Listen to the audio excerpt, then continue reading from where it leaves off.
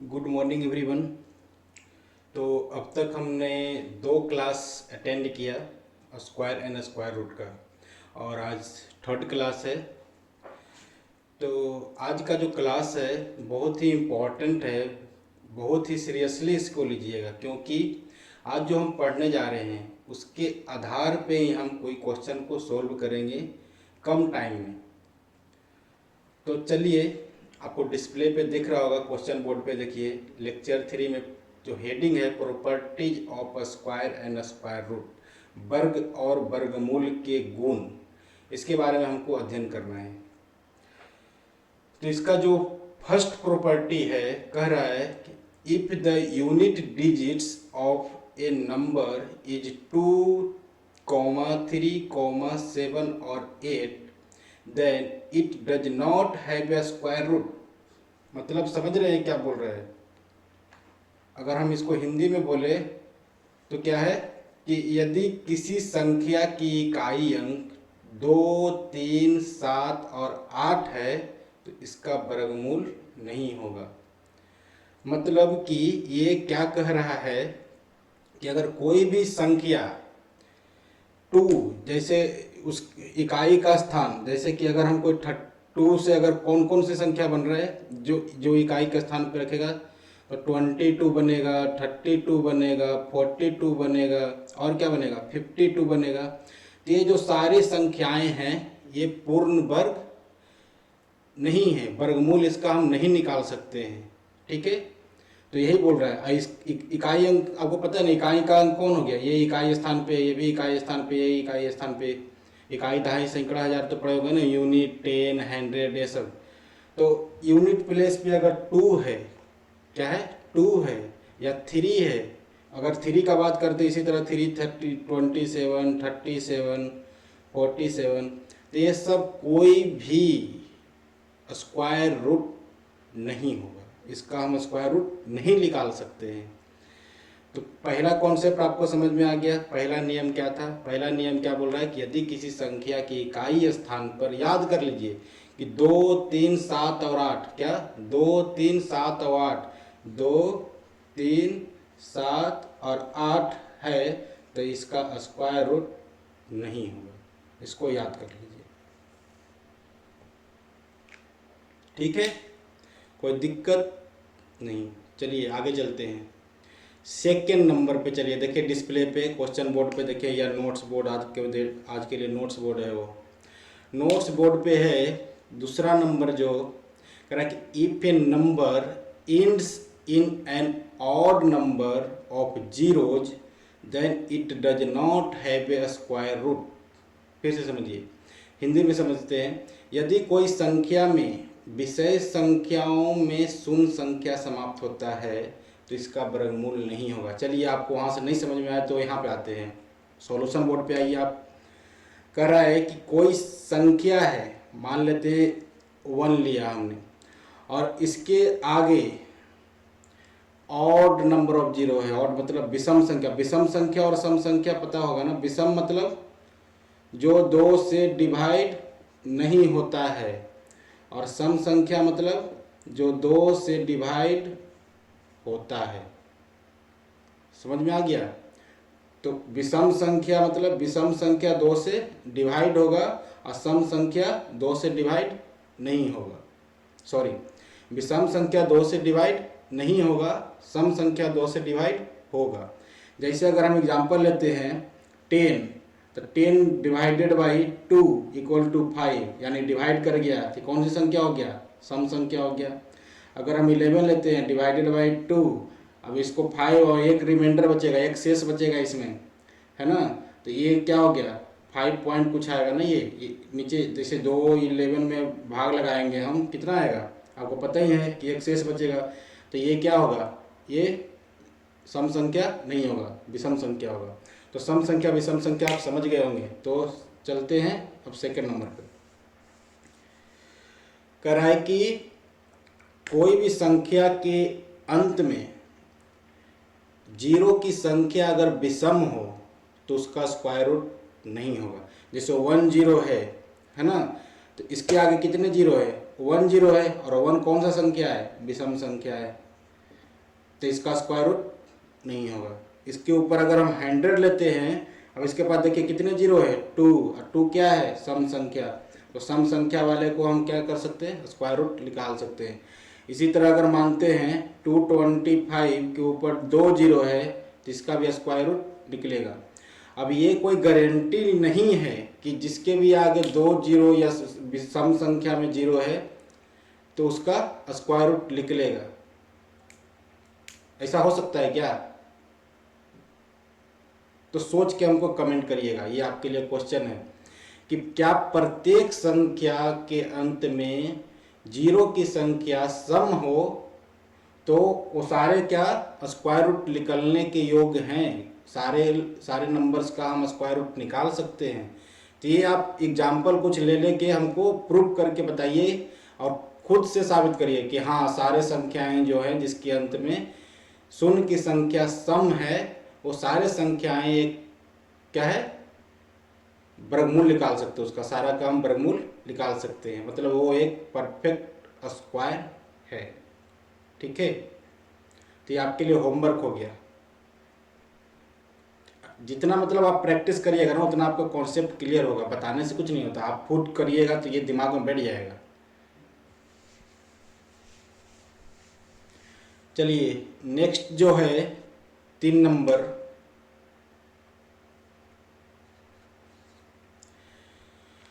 कह रहा है कि the square root of an even square number is even and that square root of an odd square number is odd. कह रहा है कि सम संख्या का वर्गमूल सम है और विषम वर्ग संख्या का वर्गमूल विषम है।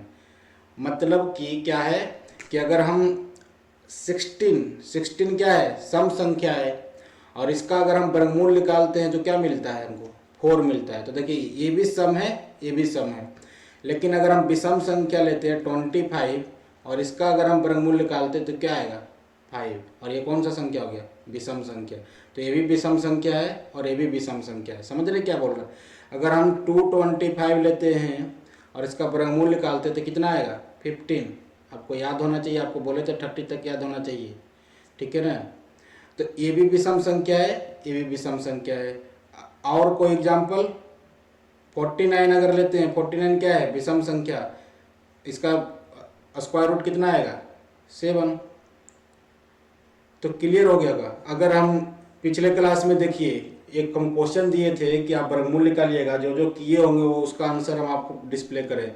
63504 इसका जो स्क्वायर रूट हम निकालेंगे तो कितना आएगा 252, और ये जिसको जिसको आए होंगे वो सही है। अब देखिए ये सम संख्या है तो ये भी सम संख्या है, ये भी 2 से डिवाइड हो जाएगा ये भी 2 से डिवाइड हो जाएगा। तो इसका पिछले क्लास का जो सॉल्यूशन है भैया ये है, देखिए किसका किसका सही हुआ है। तो अभी तक हम 3 नियम पढ़ लिए, नेक्स्ट पे चलते हैं।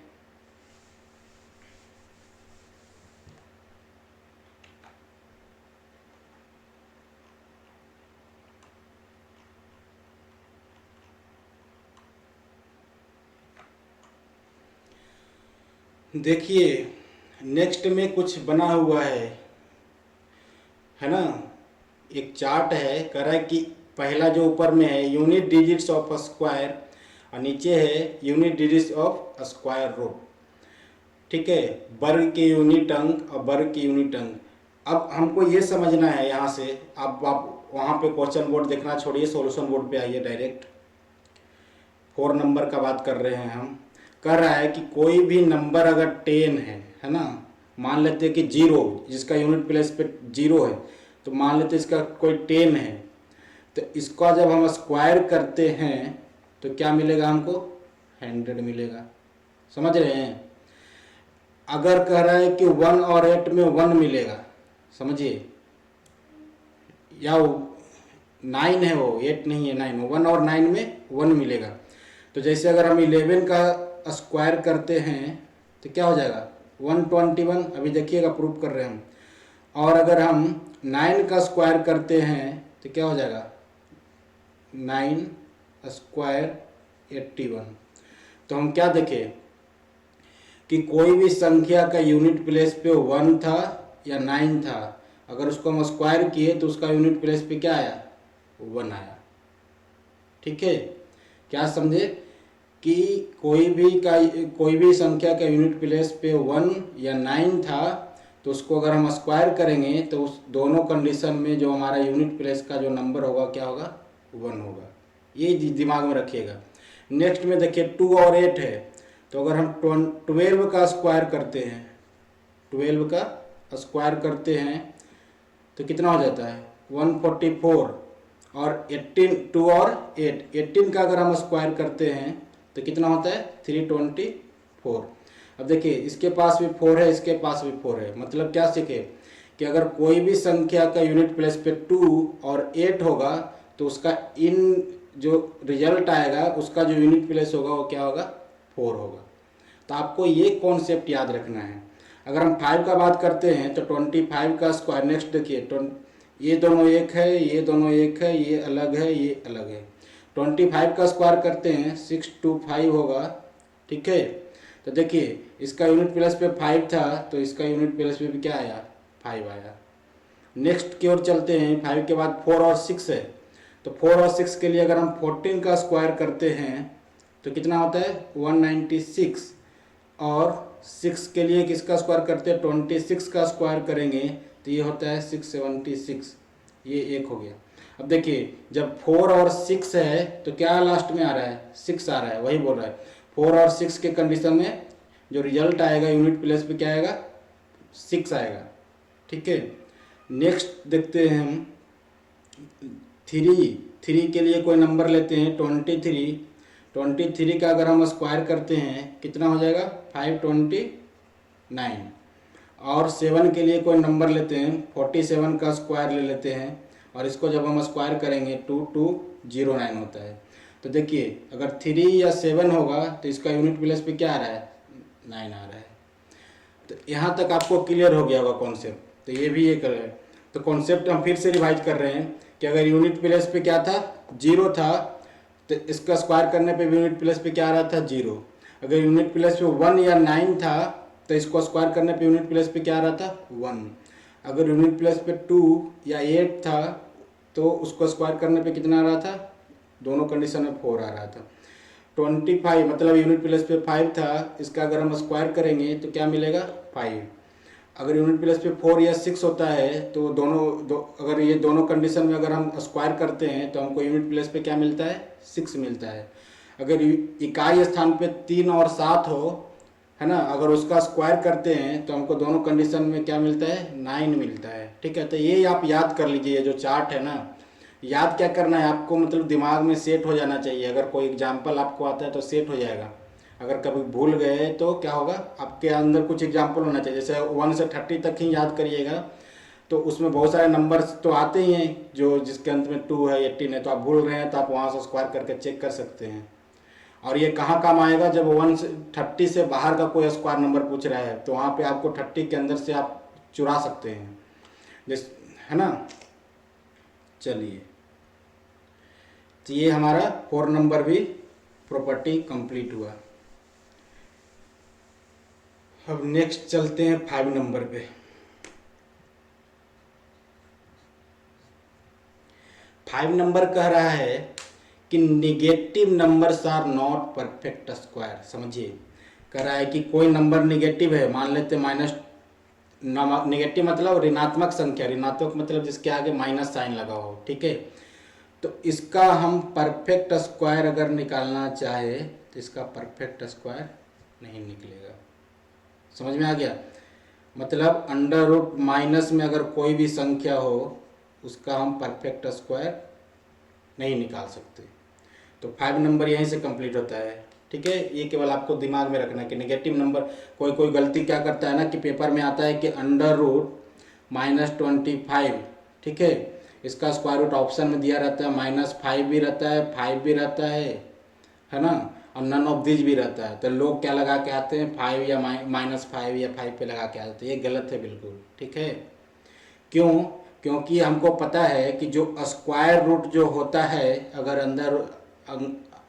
अंदर में x का स्क्वायर है, इसका अगर हम स्क्वायर रूट निकालते हैं तो क्या आएगा, x।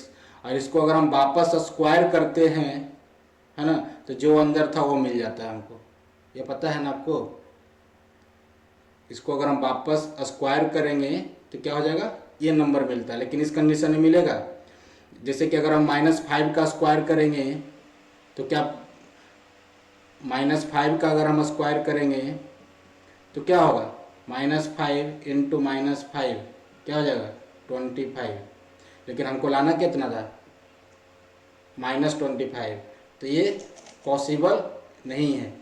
कोई भी ऋणात्मक संख्या को अगर हम स्क्वायर करते हैं, आपको पता ही होगा कि अगर हम x का स्क्वायर करेंगे तो हमेशा हमको क्या मिलेगा, x स्क्वायर ही मिलेगा।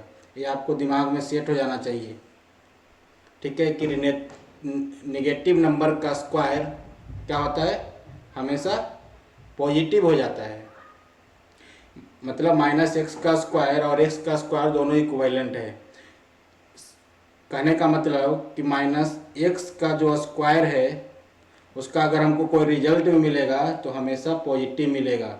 ये कभी भी -b नहीं होगा, ये हमेशा क्या होगा, b की इक्विवेलेंट होगा, ठीक है। तो क्या सीखे यहाँ से कि ऋणात्मक संख्या का वर्ग हमेशा क्या होता है, धनात्मक होता है। क्या होता है, धनात्मक होता है।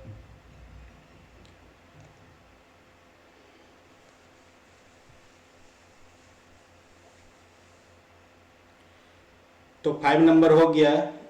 नेक्स्ट पे चलते हैं हम।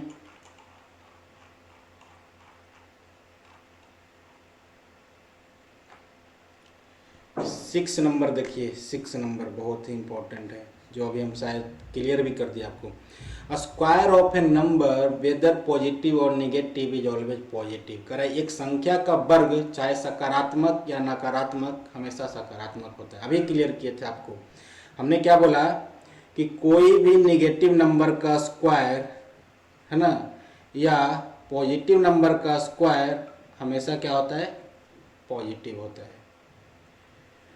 ये ऋणात्मक संख्या है -x, इसका स्क्वायर किए तो ये किसके बराबर हो जाएगा, x स्क्वायर का। मतलब ऋणात्मक संख्या का स्क्वायर इक्वल टू धनात्मक स्क्वायर, धनात्मक संख्या का स्क्वायर इक्वल टू, यहाँ पे कोई रिजल्ट मिलेगा हमको स्क्वायर करने के बाद। एग्जाम्पल से क्लियर करते हैं हम आपको कि -2 का स्क्वायर कितना होगा, -2 इंटू -2, -2 इंटू -2 कितना होगा, 4, ठीक है। अब 2 का स्क्वायर करेंगे तब भी क्या आएगा, 2 इंटू 2 इक्वल टू 4। तो यहाँ से क्या देखें कि -2 का जो स्क्वायर है, दोनों कंडीशन में हमको क्या मिला, 4 मिला। वो किसके बराबर है, 2 के स्क्वायर के बराबर है। तो इतना आपको कंपटीशन लेवल पे प्रूफ नहीं करना, आपको केवल दिमाग में रखना। हम आपको इसलिए समझा रहे हैं इतना ताकि आपके दिमाग में सेट हो जाए। तो हमने क्या देखा कि धनात्मक संख्या का स्क्वायर, धनात्मक संख्या का स्क्वायर और ऋणात्मक संख्या का स्क्वायर अगर दोनों क्या होता है, एक दूसरे के इक्वल होता है।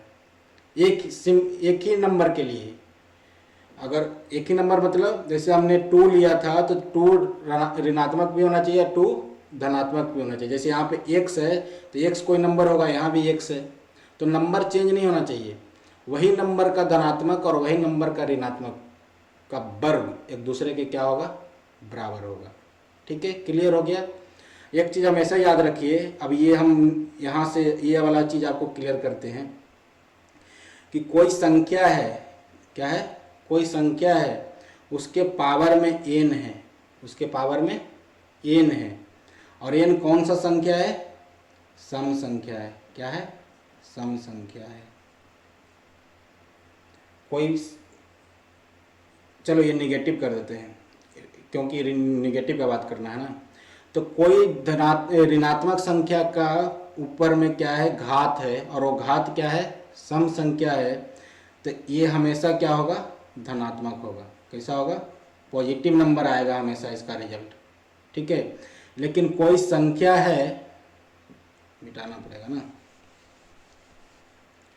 करे कोई संख्या है -x, इसके पावर में n है, जो कौन सा संख्या है, विषम है, तो इसका जो रिजल्ट आएगा हमेशा क्या आएगा, निगेटिव आएगा। तो दो चीज़ पढ़े कि अगर कोई संख्या है कैसा संख्या, ऋणात्मक संख्या और उसके पावर में क्या है, सम घात है, सम संख्या का घात है। मतलब एग्जाम्पल से क्लियर करते हैं हम, एग्जाम्पल से क्लियर करते हैं। चलिए कि -2 है, क्या है, -2 है, और इसके पावर में अगर 3 होगा तो इसका रिजल्ट हमेशा क्या आएगा, निगेटिव आएगा। क्यों? क्योंकि इसके पावर में क्या है, विषम संख्या है। तो कोई भी ऋणात्मक संख्या के पावर अगर विषम संख्या हो तो हमेशा क्या होगा, निगेटिव। और कोई भी ऋणात्मक संख्या का पावर सम संख्या हो तो हमेशा क्या होगा, पॉजिटिव। यही कॉन्सेप्ट है, ठीक है। इसी कॉन्सेप्ट पे हम क्या करते हैं, कौन सा नेगेटिव नंबर है, कौन सा पॉजिटिव नंबर है। लेकिन अगर हम वर्ग की बात करते हैं तो वर्ग के केस में स्क्वायर होता है 2, और 2 हमेशा क्या है, सम संख्या है। इसलिए वर्ग के केस में कोई भी निगेटिव, कोई भी नकारात्मक संख्या का वर्ग करते हैं तो हमको क्या मिलेगा, पॉजिटिव मिलेगा, ठीक है, यही है। और धनात्मक संख्या का वर्ग तो धनात्मक होगा ही होगा, ठीक है, क्लियर। चलिए आगे चलते हैं।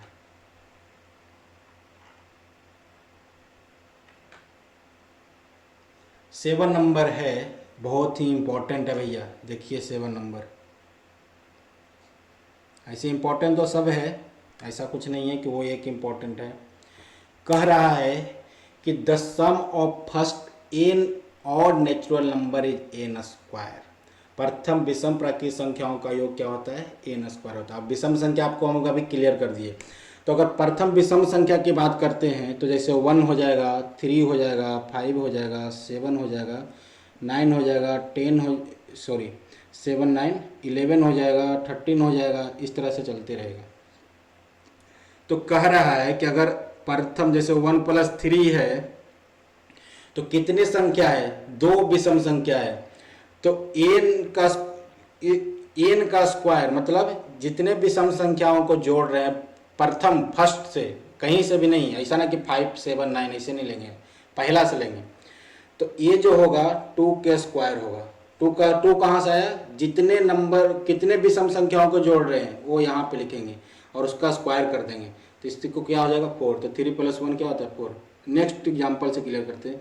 अगर हम 1 3 5 को करते हैं तो कितने संख्याओं को सम कर रहे हैं, 1 2 3। तो यहाँ पे कितना हो जाएगा, 3, और इसका स्क्वायर कितना हो जाएगा, 9। तो देखो 5 3 8 1 9। तो 1 अगर नेक्स्ट एग्जाम्पल लेते हैं, 1 3 5 + 7 कितने हो गए, 4 का स्क्वायर, 4 नंबर जोड़े ना, 1 2 3 4। तो इसका स्क्वायर कितना होता है, 16। तो पेपर में अगर आपके लिए क्वेश्चन 1 3 5 7 + 9, एक और क्लियर कर देते हैं, कितना हो जाएगा, 2 4 5 का स्क्वायर कितना हो जाएगा, 25। तो आपके लिए हमें क्वेश्चन दे रहे हैं, ये आप हमको करके कमेंट बॉक्स में क्लियर करिए कि आप सीखे या नहीं सीखे, ठीक है। तो क्या सीखे कि प्रथम विषम संख्याओं का योग क्या होता है, एन स्क्वायर होता है। क्या होता है, एन। और एन क्या है कि कितने विषम संख्याओं को जोड़ रहे हैं, एन क्या है, कितने विषम संख्याओं को जोड़ रहे हैं, कितने ऑड नंबर को जोड़ रहे हैं, है ना। जितने ऑड नंबर को जोड़ेंगे वही क्या होगा, एन होगा, ठीक है, क्लियर। चलिए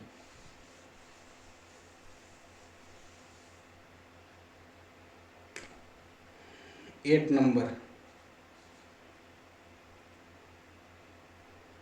कह रहा है कि परफेक्ट स्क्वायर, बहुत ही इंपॉर्टेंट क्वेश्चन है भैया। इसके पहले हम बहुत झमेला कर चुके हैं, लेकिन अभी देखिए बहुत सी सिंपल ट्रिक लेकर आए हैं आपके लिए। कह रहा है कि परफेक्ट स्क्वायर लिव्स रिमाइंडर 0 और 1 ऑन डिवीजन बाई 3। किसी भी पूर्ण वर्ग संख्या को 3 से भाग लगाने पर 1 या 0 शेष रहता है। बहुत ही इजी है। कह रहा है कि इसके पहले अगर हमको पूर्ण वर्ग है या नहीं चेक करने के लिए क्या करना पड़ता था, फैक्टर मेथड से, तब डिवीजन मेथड से वर्गमूल निकालते थे। लेकिन हम कंपटीशन की तैयारी कर रहे हैं ना, तो कंपटीशन में इतना तो टाइम नहीं कि 5 ऑप्शन दिया, 4 ऑप्शन दिया तो चारों का अगर हम वर्गमूल निकाल के नहीं। तो इसके लिए सिंपल ट्रिक है। क्या ट्रिक है कि कोई 9 नंबर भी साथ में क्लियर कर देते हैं। देखो वही है कि a perfect square leaves remainder 0 और 1 ऑन डिवीजन बाई 4। ठीक है, किसी भी पूर्ण वर्ग संख्या को 4 से भाग लगाने पर 1 या 0 शेष रहता है।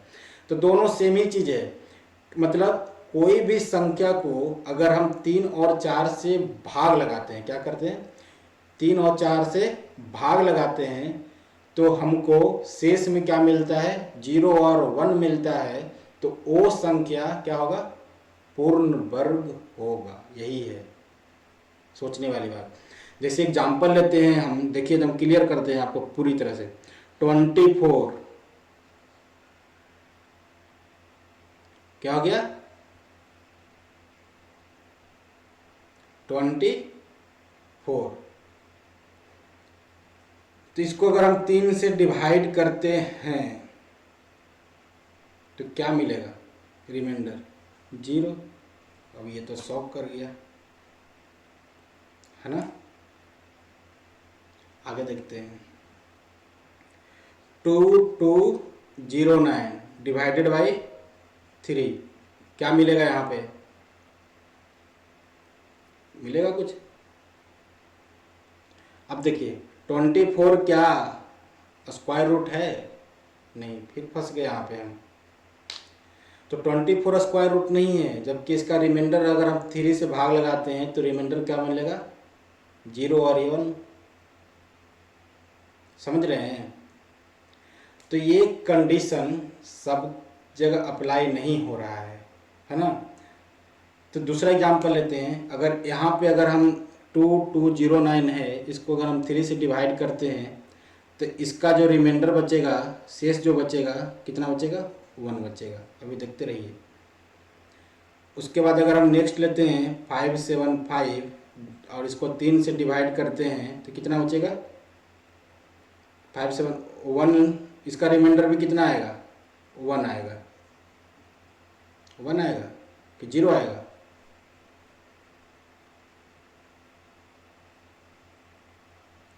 कितना आएगा रिमाइंडर, जल्दी से कैलकुलेट करके बताइए, भाग लगाइए ना भाई।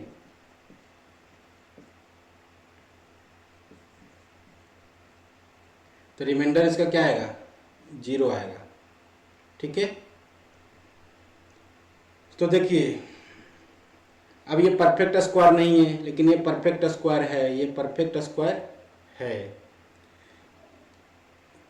अब 2 to 5 है, इसको हम 3 से भाग लगाते हैं तो बताइए क्या आएगा, इसका रिमाइंडर 0 आएगा। ठीक है। तो हमने क्या देखा यहाँ पे कि जितने भी परफेक्ट स्क्वायर वाले नंबर हैं, मतलब जिसे हम पहले से जान रहे हैं कि ये परफेक्ट स्क्वायर है, उसके लिए ये कंडीशन अप्लाई करना है हमको। ठीक है। तो हम सारे नंबर को जज नहीं कर सकते इसके आधार पे कि वो परफेक्ट स्क्वायर है या नहीं है। ठीक है। लेकिन जो परफेक्ट स्क्वायर है ना, उसको अगर हम 3 या 4 से डिवाइड करते हैं तो हमको प्रत्येक कंडीशन में जो रिमाइंडर है वो क्या मिलेगा, 1 और 0 मिलेगा। ठीक है। जैसे 4 का बात करते हैं तो 25 भागा 4, इसके केस में भी रिमाइंडर क्या मिलेगा हमको, 1 मिलेगा। ठीक है। उसी तरह नेक्स्ट 36 है, डिवाइडेड बाई 4, तो रिमाइंडर क्या मिलेगा, 0। ठीक है। तो क्लियर हो गया ये चीज़।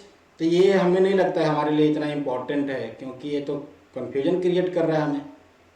तो क्लियर हो गया आपको, इसीलिए हम इसको VBI कर लिए कि ये कहीं पे आपको यूज नहीं करना है ये तरीका, है ना। चलिए नेक्स्ट चलिए।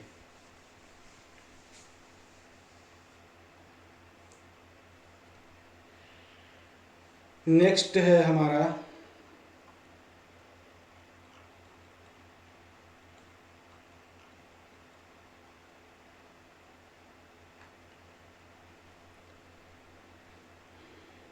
कह कि for every natural number n, n+1 का स्क्वायर, हाँ कॉमा नहीं है, for every natural number n+1 का square minus n square equal to n-1 + n। प्रत्येक प्राकृत संख्या n के लिए n+1 का square minus n square equal to n+1 plus n। समझते हैं इसको क्या बोल रहा है। 10 नंबर कह रहा है कि कोई भी नेचुरल n के लिए, कोई भी नेचुरल नंबर n है, सपोज एक नंबर लेते हैं n इक्वल टू 7, ठीक है, n इक्वल टू 7। तो अगर हम 7+1 का स्क्वायर में से 7 का स्क्वायर करेंगे तो हमेशा क्या मिलेगा, 7+1 प्लस 7 मिलेगा। समझ में आया। मतलब कहने का मतलब ये है कि 8 का स्क्वायर माइनस 7 का स्क्वायर अगर हमको निकालना होगा तो क्या हो जाएगा, 8 + 7 इक्वल टू 15। ये क्वेश्चन आता है, अभी बड़ा बड़ा नंबर आता है कि 99 का स्क्वायर माइनस 98 का स्क्वायर निकालना है। तो देखिए हमेशा ये सब चीज़ मंत्र भूल जाइए ऊपर वाला, हमें केवल ये दिमाग में रखना है कि दोनों वो स्क्वायर में है और इससे एक ज़्यादा है। कितना ज़्यादा है, एक ज़्यादा है, या 98 है 99 है। तो इस कंडीशन में हम क्या कर देंगे, ये दोनों नंबर को सम कर देंगे। अगर कोई संख्या इस तरह से है कि दोनों का डिफरेंस केवल 1 का है और दोनों का वर्ग है और उसको क्या करना है, सब्ट्रैक्ट करना है, घटाना है, तो दोनों संख्याओं को क्या करेंगे, जोड़ देंगे। वही हमारा क्या हो जाएगा आंसर। जैसे 11 का स्क्वायर माइनस 10 का स्क्वायर कितना हो जाएगा, 11 + 10 इक्वल टू 21। समझ में आ गया।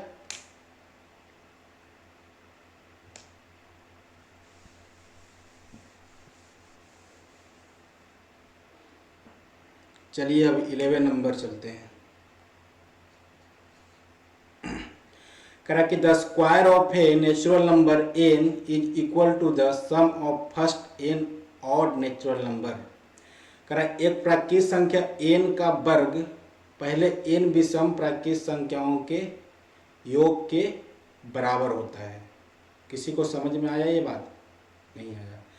देखिए क्या बोल रहा है, कह रहा है कि कोई भी विषम संख्या है उसका अगर हम स्क्वायर करते हैं, क्या करते हैं, स्क्वायर करते हैं, तो कितने, एक है ना 1, तो 1 का अगर हम स्क्वायर करते हैं तो 1 होगा, 1 से समझ में नहीं आएगा। दूसरा अगर हम 2 का स्क्वायर करते हैं, क्या करते हैं, 2 का, ये नेचुरल नंबर है ना, 1 का स्क्वायर 1, 2 का स्क्वायर करते हैं तो ये इसका जो रिजल्ट होगा प्रथम 2 विषम संख्याओं के बराबर होगा। तो 1 + 3 इक्वल टू क्या हो जाएगा, 4। इसी तरह 3 का जो स्क्वायर होगा वो प्रथम 3 विषम संख्याओं का योग के बराबर होगा। तो ये कितना हो जाएगा, 9। 4 का स्क्वायर जो होगा वो क्या होगा, प्रथम 4 विषम संख्याओं का योग के बराबर हो जाएगा। तो ये कितना हो जाएगा, 16। तो ये हम पहले पढ़ चुके हैं नियम। तो सेम नियम को क्या किया है, उल्टा किया है, रिवर्स किया है। तो दोनों कंडीशन में क्वेश्चन पूछ सकता है, ठीक है। वही क्या होता है ना, उसमें ऑप्शन रहता है कि 4 स्क्वायर इक्वल टू 1 + 3 5 7। तो आप जोड़ने का जरूरत नहीं, आप 4 देखिएगा, 4 विषम संख्या किसमें, उसको टिक लगाइएगा, ठीक है। 12 नंबर देखते हैं भाई, अंतिम जो रूल है। उसके बाद हम केवल क्वेश्चन ही करेंगे। हमारा थ्योरी जो पार्ट है आज ही समाप्त होने वाला है इस चैप्टर का, और इसके बाद आपका न्यूमेरिकल क्लास रह जाएगा, जो 2 3 4 क्लास न्यूमेरिकल होगा, जिसमें बहुत ज़्यादा क्वेश्चन करने वाले हैं। और हमें नहीं लगता कि इस चैप्टर से इससे ज़्यादा पूछेगा, तो आप इसको प्रैक्टिस करिएगा। तो पहले ये हम ख़त्म कर देते हैं, फिर डिस्कस करेंगे 12 नंबर। 12 नंबर करा है, between n square and n + 1 square there are 2n non perfect square numbers. n square और n + 1 स्क्वायर के बीच 2n non perfect square number होते हैं। समझिए इस चीज़ को, नहीं समझ में आया होगा वहाँ से। तो कह रहा है कि अगर हम कभी कभी कंपटीशन में क्या पूछता है कि 12 का स्क्वायर है ना और 13 का स्क्वायर, अब ये दोनों स्क्वायर है ना, तो दोनों परफेक्ट स्क्वायर होंगे। क्या होंगे, परफेक्ट स्क्वायर। जैसे 12 का स्क्वायर करेंगे तो 144 और इसको स्क्वायर करेंगे तो 169। तो अब इसके यहाँ से यहाँ तक के बीच में बहुत सारे संख्याएं होंगी, तो ओ संख्या कितना है और निकालने के लिए क्या करेंगे हम 2n करेंगे। क्या करेंगे 2n करेंगे। अब 2n क्या है वो समझना है।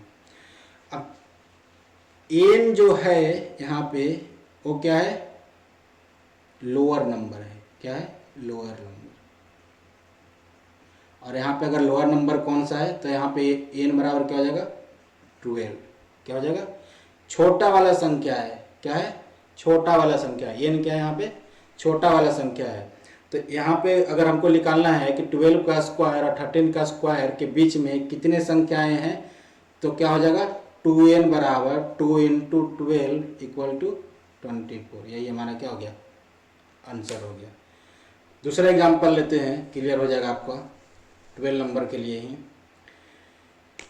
कि 15 का स्क्वायर क्या 15 का स्क्वायर और 16 का स्क्वायर। क्या 15 का स्क्वायर, इसमें भी वो देखना है कि यहाँ 15 होना चाहिए तो यहाँ 16 होना चाहिए, मतलब दोनों के बीच का डिफरेंस कितना होना चाहिए +1 का। ठीक है 15 का स्क्वायर और 16 का स्क्वायर के बीच में कितने नंबर होंगे तो 2n नंबर होंगे। और यहाँ पे n बराबर क्या है 15, तो 2n बराबर क्या हो जाएगा 2 इंटू 15 इक्वल टू 30। तो हमने आसानी से निकाल लिया यहाँ पे कितने नंबर होंगे 30 नंबर होंगे। तो क्लियर हो गया, समझ में आ गया आपको। तो हम बोल रहे थे कि आज हमारा थ्योरी वाले जो जितने भी चैप्टर हैं लेक्चर हैं सारे समाप्त हो गए। अब थोड़ा बहुत कुछ भी आएगा वो हम सारे न्यूमेरिकल्स जब करेंगे उसी में आपको कॉन्सेप्ट क्लियर करेंगे नेक्स्ट लेक्चर में। तो अभी तक जो भी मतलब इंटरेस्टेड हैं कृपया जल्दी से जल्दी जुड़ जाएं हमसे और इस चीज़ का फ़ायदा उठाएं। और जितना भी हम होमवर्क दे रहे हैं वो आप करिएगा और हमको ज़रूर बताइएगा। ठीक है चलिए, तो आज का क्लास हम यहीं पे समाप्त करते हैं। Thank you, all the best.